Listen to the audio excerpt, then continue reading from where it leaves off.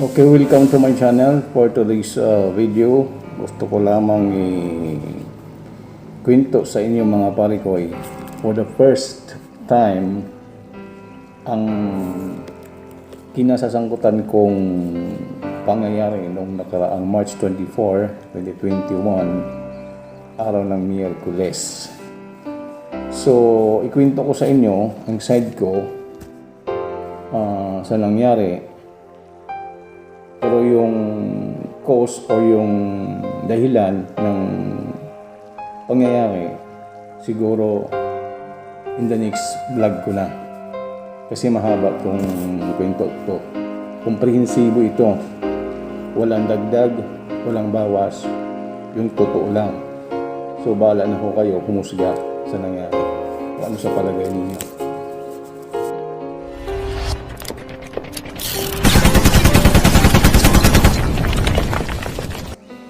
Ganito yun. March 24, 2021, that was Wednesday. Alas 10 ng umaga, sinugod ako sa bahay ng biktima. Babae siya kasama ang kanyang anak na babae na 10 years old lang. At ako pa ang kinumpronta. Sa aking pagkabigla, naturalmente, magtatanong ako sa kanya kung anong dahilan. Galit na kaagad. Nung sinita ko siya kasi pumunta ng bahay, lumapit, di nagsuot ng face mask. So sinita ko siya bakit walang suot na face mask. Ang sagot niya sa akin, ano raw ba pakialam ko? Sino daw ba ako? Bakit daw ba natatakot siya? Sino pinagmamalaki ko? Kaya sabi ko hindi naman ganoon. Kaya lang may violation ka. Kinita ko siya, mga palikoy, siyempre, natural, isa kong barangay kagawad. Violation yun ng health protocols na ipinatatupad ng IETL. So pagka sita ko sa kanya, lalong nagalit, bigla ko sinuntok sa panga. Ito yung ebidensya nga ng pagkasuntok niya sa akin. Nagpamedikal ako oras mismo after nang mangyayari yun. Medical legal. Ito yun.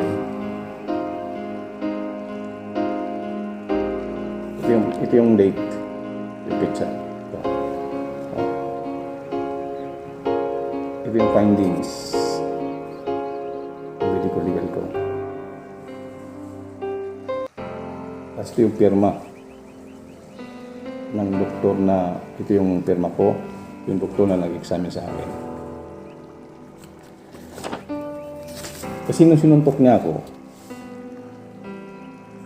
pagkatapos noon, kumupasan ng dalawang bato. Malalaki. At gusto kong puppukin pa. Buti na lang at hinawakan ng pinsan kong ang bisita ko. At ng isa ko pang customer na lalaki. Hinawakan siya para pigilan na huwag lang umapukpok. Kasi nga, hindi ako lumaban sa kanya. Ang ginawa ko lang, mga palikoy, binidyuhan siya para sana may ebidensya sa ginagawa niyang pagwawala, pananakot sa akin. Ang problema, na-delete ko ng aksidente yung video. Kasi inaaga na yung cellphone ko sabi niya, anong daw karapatan ko mag-video? Bakit na pa video pa ako?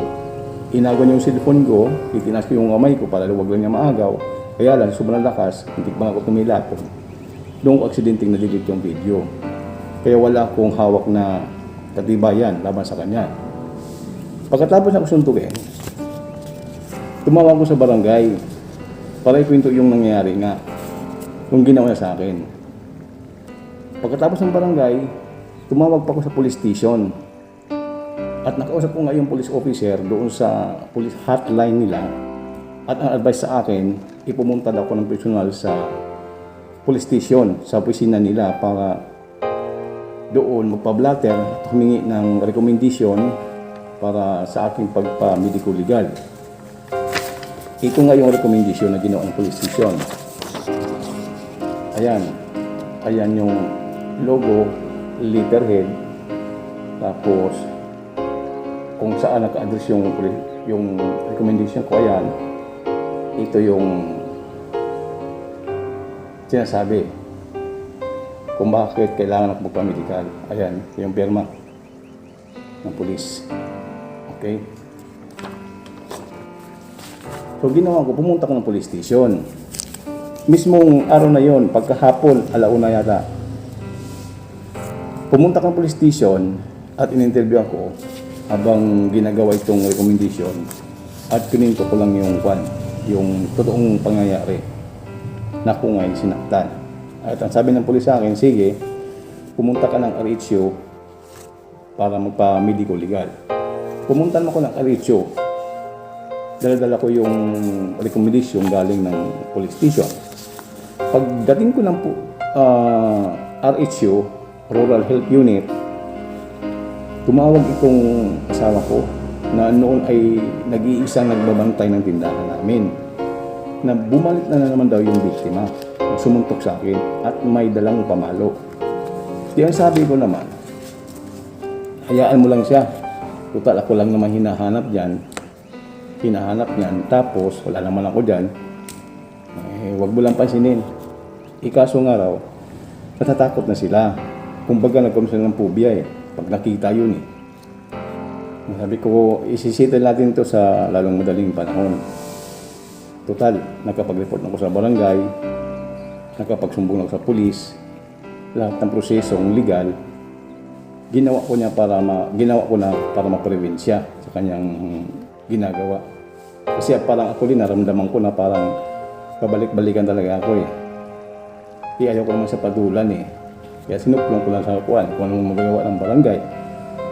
Laban sa kanya, anong gagawin ng police station, ng police sa kanya. So after ko ng RHU, pagkatapos gawin yung medical legal ko, bumalik ako sa police station at kinausap ko nga yung on-duty nila na investigador. Ang advice sa akin, kinabukasan daw, March 25, 2021, kasama ang witness kong pinsan na noon ay siyang umaawat at tumahawak sa kanya, magpa-file daw ako ng kaso laban sa kanya ng direct assault. Direct assault nga kasi nga isa lang kong barangay kagawad. So ipapile ko raw yun ang advice sa akin ng police. So ako naman, iniisip ko, kung magpa-file ako ng kaso laban sa kanya ng direct assault, siya kung makukulong siya at magmumulta pa dahil may ebidensya ako So para wag na lang sana makulong, kasi tinanong ko yung police. Sabi ko, pwede ba ka ako sir, pwede ba ka ako sa barangay ko muna daanin to para ayusin. Actually, ang advice sa akin ng police yung kaso daw yun, pwede na raw i-daan sa barangay, pwede na raw i-direct sa kanila Pwede na raw magpa-file sa kanila. Tapos sila lang bahala sa mag-file sa piskal. Kukunan lang ako ng statement. Pati yung ebidensya ko. So ginawa ko, although sinabi ng pulis na pwede lang dadaan ng barangay, magpapailan ako ng diretso sa kanila. Pag uwi ko mula ng police station, duman ako ng barangay office. Bago umuwi ng bahay ko. At sinabi ko nga doon na sa barangay secretary namin, kunin ko na, sandali, tanggalin ko lang yung face mask.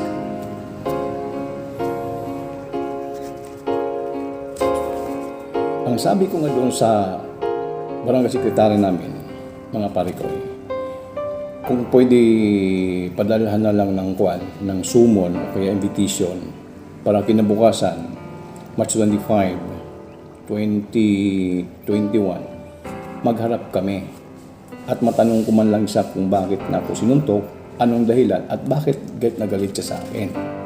Yun ang pakay ko. Kasi kang plano ko, kung maramdaman ko lang na, kasi mostly pag ganun, pag nagkabarangaya na, Kung talaga may kasalanan, hingi ka ng tawad, pasensya doon sa biktima mo eh. Pag humingi sa akin ng kuwan, ng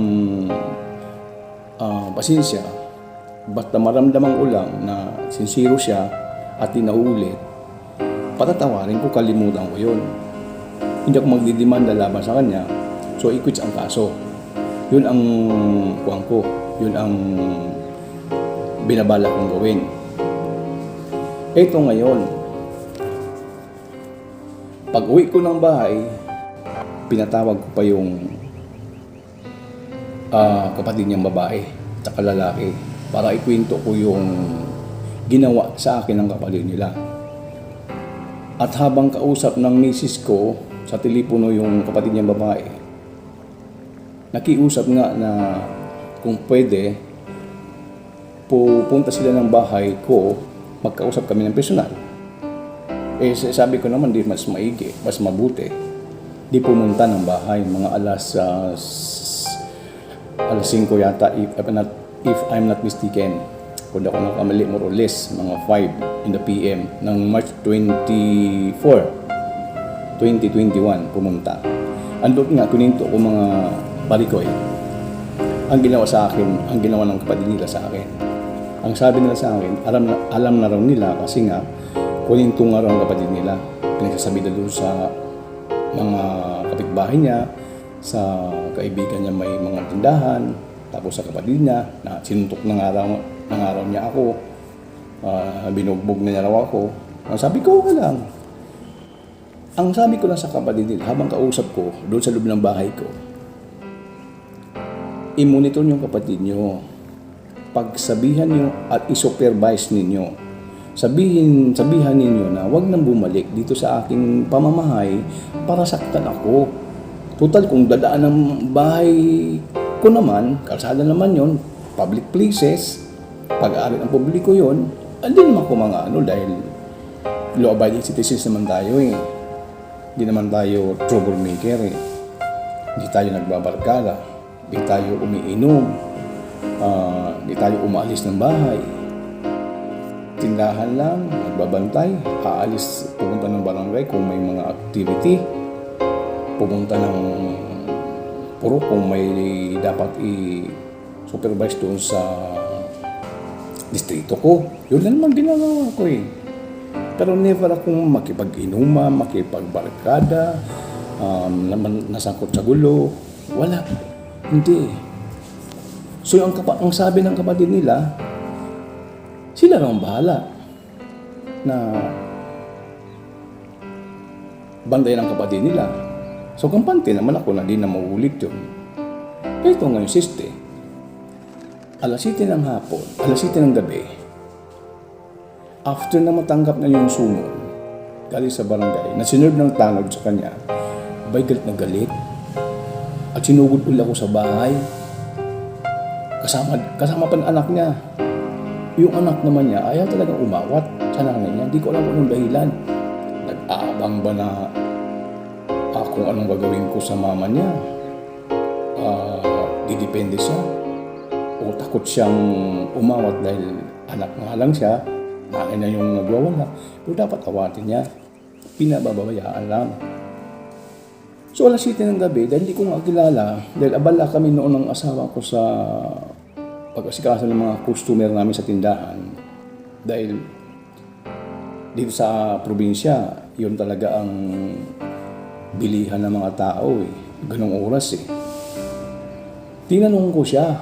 Kasi nakapamigwang sa harap ng tindahan ko eh. Nandidilat yung mata, galit na galit. Ang sabi ko sa misis ko, sino ba siya? Sino ba yun? Eh, akala ko kasi yung kapatid niya na kumaringan ng asawa ko at may bidding sila. Akala ko naniningil lang ng lagayan sa bidding. So tinanong ko, dahil hindi ko magkilala yun eh. Tinanong ko kung sino. Ang sabi ng misis ko, siya yung sumuntok sa'yo kanina. Eh sabi ko, ba't nandito ulit? Hindi pa sinabihan ko na yung kapatid niya na huwag na ulitin yun, kalimutan na lang yun, palagpasin na lang yun. Ba't nandito ulit? Abay sinita uli ako. Kahit na galit. Bakit ako nagpadala sa kanya ng sumon? Ang sabi ko naman, Eh, ikaw may obligasyon sa akin eh. Ikaw may pananagutan. Dahil sinuntok mo ako eh. Natuloy isettle natin, saan natin isisettle yun? Proper venue. Barangay hall, barangay office. Doon tayo magsisettle kasi magdidimanda kita. So sa awa ko naman, di ko didimanda. Gusto ko isettle lang. At huwag na ulitin sa akin yung ginawa niya. Pananakit. Kasi kung pumunta ng bahay, para kausapin lang, kusitahin lang, walang problema, entertaining ko. Pero pag pumunta ng bahay, tapos sinaktan ka, iba-ibang usapan na yata yun. Kailangan depensa mo sarili mo. Siguro una, pangalawa, palagpasin mo. Pero pangatlo hanggang pang-apat, pang-lima, hanggang kailang gusto niya, hindi naman po pwede yun. So pagka sabi ng misis ko na siya yon, nilabas ko yung ulo ko mga pare ko doon sa screen ng tindahan ko kasi nga yung tindahan ko malaki yung screen, yung pinakapintuan kasi isang tao doon pag sumuot Nilabas ko yung ulo ko para sana siya tanungin kung bakit kahit nagalit siya pang may ganang magalit na sa akin. Kumuha ng buti ng Red Horse na may laman. Agot akong paluin sa ulo. Buti na lang kamo, hinata ako ng misis ko. Paloob ng tindahan pabalik. So hindi niya ako napalo. Nung hindi niya ako napalo, pinagdudura ko sa screen. Pilit ako pinapalabas. Mag-aaway daw kami. Pinapipili pa ako kung anong klaseng away gusto ko. Hindi ako makapagsalita dahil nga nataranta ako Hindi ako makapagsalita ng time na yun. Nung di ako lumabas talaga, doon siya nagwawala sa labas ng tindahan ko. May pinadeliver ako ng mga kahon-kahon na mga Red Horse, litro. Para lumabas ako, ginawa niya, kinalat niya. Ang sabi niya, di ka lalabas. Pinagkakalat niya yung mga Red Horse. Pinagtatapon niya. Dinagkalat yung... Actually, din naman nabasag yung mga buti. Pero, nagkalat. Pati yung mga case, buti. Kinalat. Sabi ko, sa loob ko, ano pa bang gusto nito? Ayaw kong lumabas. Pinahamon niya. Kasi pamamahay ko ako. Tapos pag hindi ko lumabas, yung property ko, sisirain niya. Yung paninda ko, sisirain niya. Actually, maraming ang tao May isang kagawad pa. May isang barangay tanod. Tapos maraming binatilyo kasi naglalaro ng ML. Dahil yung tindahan ko may wifi. So nagmo-mobile legend sila. So lahat may cellphone. Hindi nga kumuha ng video sana. Paano takot Takot balikan dahil tiyak nila pag sila nalaman na kumuha ng video, silang babalikan So takot, di kumuha. So sa inis ko, lumabas ako mga pare ko Ay pumasok ako ng kwarto, tapos umikot ako doon sa sala, lumabas ako pintuan. That time, bibit ko na yung baril ko, yung 45 ko.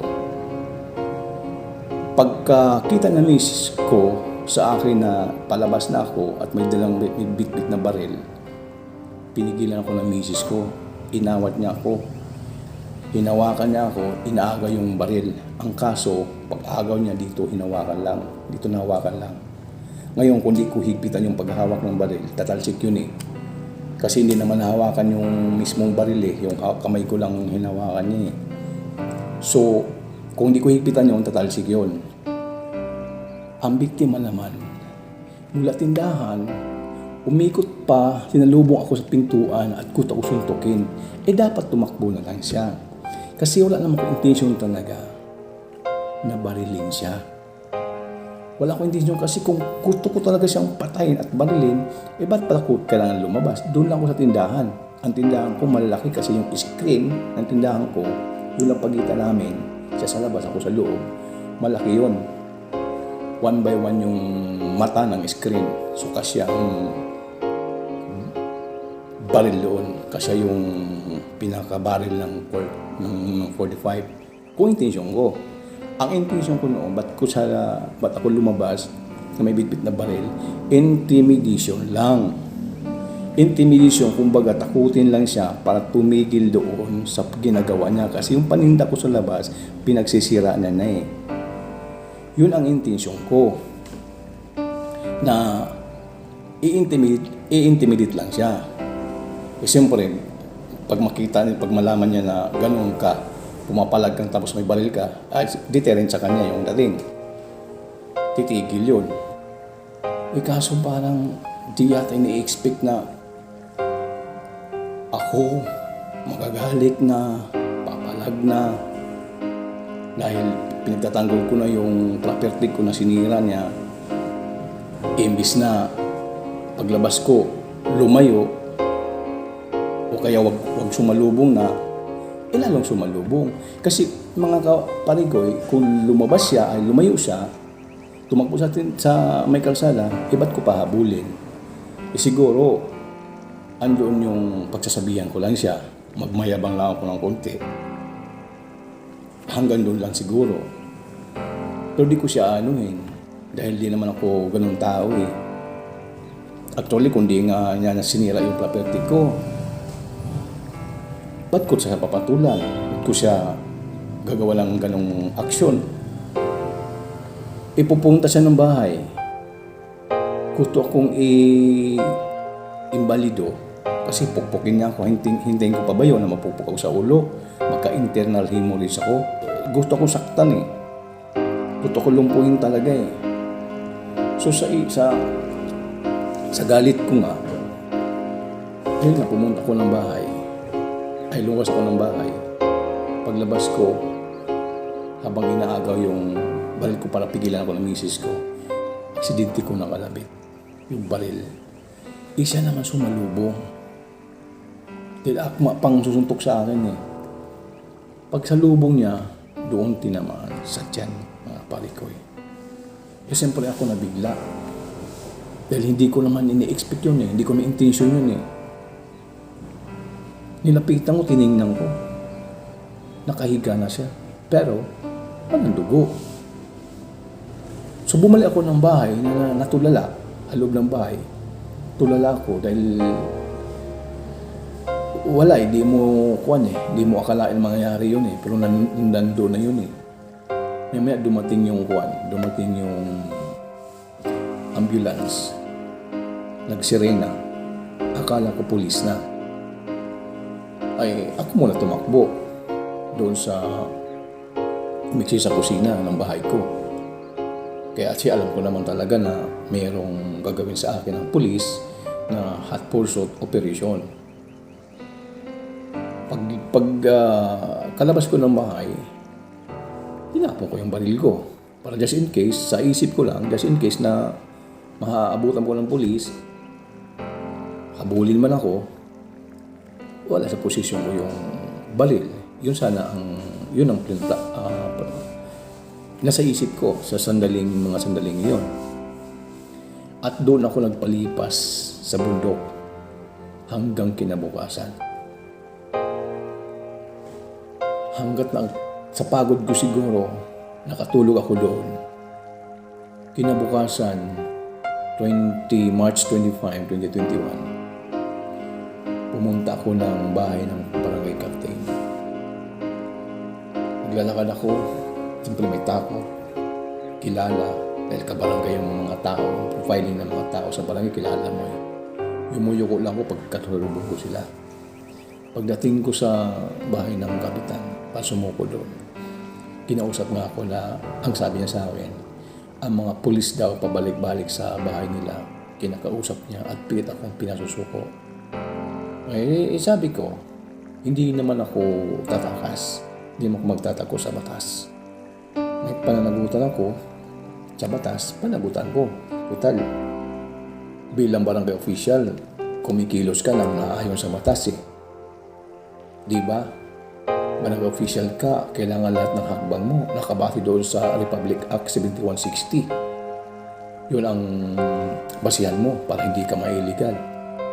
Lahat ng pinapatupad mo sa barangay mo, sa komunidad mo, naayon doon sa ordinansa, barangay man o municipal o national law.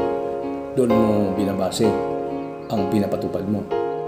So, batas ang pinagbabasihan mo. Ngayon, ako ang may violation sa batas, naturalmente managot ako. So, hinanap ako, pinagtatanong ako, hindi ako nagpauli. Ako mismo ang sumuko doon sa police station. Alas 2 ng March 25, 2021. Nagpasama ako sa barangay captain, mga tanod, gamit naming vehicle, yung sa barangay, yung bigay ng LGU para isubmit o isuko yung sarili ko doon sa pulis. Ang sabi ko naman, may kasalanan ako sa batas, may nagawa kong labag sa batas, lalo higit sa 10 utos ng Diyos na nilabag ko, may kasalanan ako, so kailangan ko naman ako. So doon, kinulong ako ng police station. Ng police, sa police station nila, sa kanilang detention cell ng 15 araw.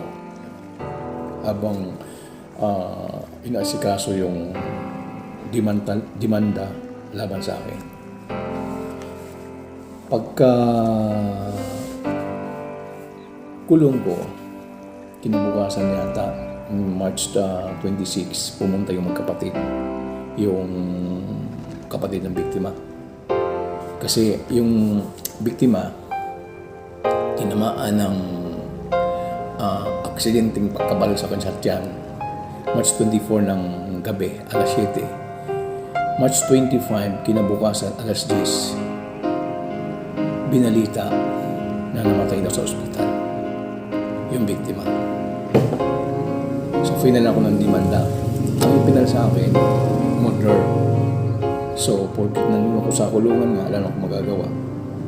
Di maghintay lang kung anong akbang na gagawin ng police against me. So, sunuran ka natural. So, sunuran ka kung anong gagawin nila kasi nasa kulungan ka eh. Murder. Pag kalipas ng ilang araw, in-inquest ako sa provincial prosecutor. Ang sandali napakita ko sa inyo. Saan na ba yun? Ang pinal sa akin ng pulis, ito, is murder. Okay? Murder yan. Pagdating sa fiscal, sa provincial fiscal prosecutor office, gumawa sila ng resolution. Bumaba ang kaso ko sa homicide. Ayan. Pagkababa ng kaso ko, tinanong ko yung piskal. Ano ba ako ang magagawa ko sa kaso ko? Ang sabi ng piskal, pansamantala, pwede kang magpiyansa, may pampiyansa kang pera. Tapos, temporary liberty ka, ibibigay sa'yo ng batas. Pansamantala lang yun, habang ang kaso mo ay lilitisin. So, tinanong ko kung magkano ang piyansa. May kalakihan. 120,000. So, nag-produce ako. 120,000. Pagkapiyansa ko, nilis ako ng order. Ito yun.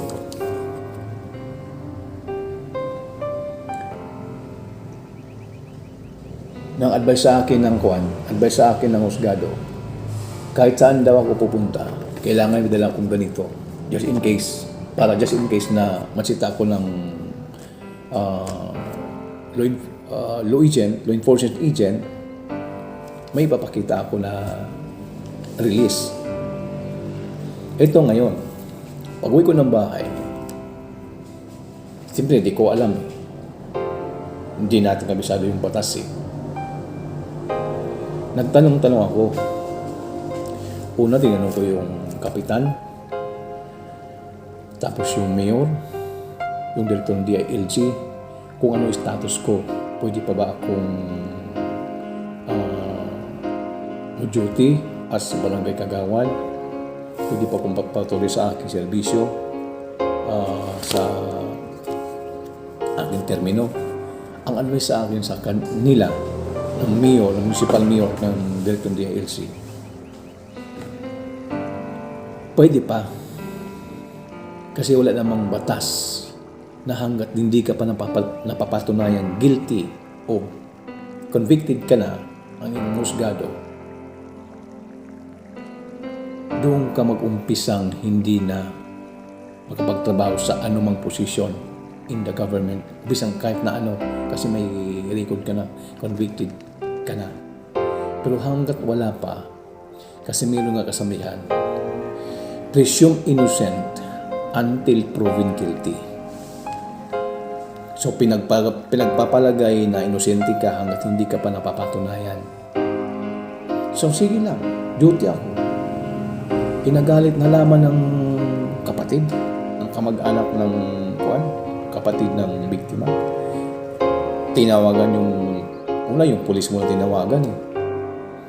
Tinanong muna, sinita muna kung bakit murder daw pina-file nila na kaso against me. Napunta lang ng nahulog lang sa homicide. Ang sabi ng pulis, ng investigador, ang pinal namin pinakamataas na kaso. Ang problema, pagdating sa piskalya, siyempre, may resolusyon gagawin doon.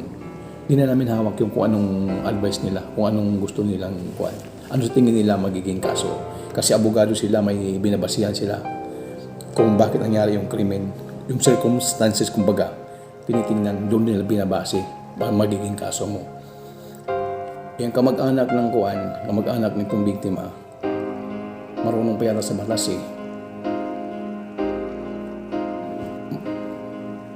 Para hindi ka mapahamak, tumunod ka ng batas. Kung ano sa batas, yun susundin natin. Huwag yung kagustuhan natin, sariling kagustuhan natin susundin natin. Nagpa-interview ko pa nga, sabi mo, automatic eh. Narinig ko interview mo, na karamihan ng sinasabi mo, hindi totoo. Yung iba totoo, oo. Pangayon ako doon sa interview. Pero yung iba kasi nungalingan, kasi raan ko. Pino-comment ba ako? Sa mga post ninyo, nagko-comment ba ako? Nababasa ko lahat. Lahat ng comment ko. Nagko-comment sa post mo. Nababasa ko lahat eh. Kapitbahay ko, kabarangay ko, kamag-anakan mo. May mga iba, nababanta pa nga eh. Sa akin eh. Nabasa ko lahat yun. So, batas ang susundin natin. Kung ano siya sabi ng batas, yun yung gagawin natin. Ako naman eh. Kung anong sabi ng batas, in the end eh. Pag ako hinatulan, ang gusto niyo makulong, hindi na ako mandadamay. Magpakulong ako.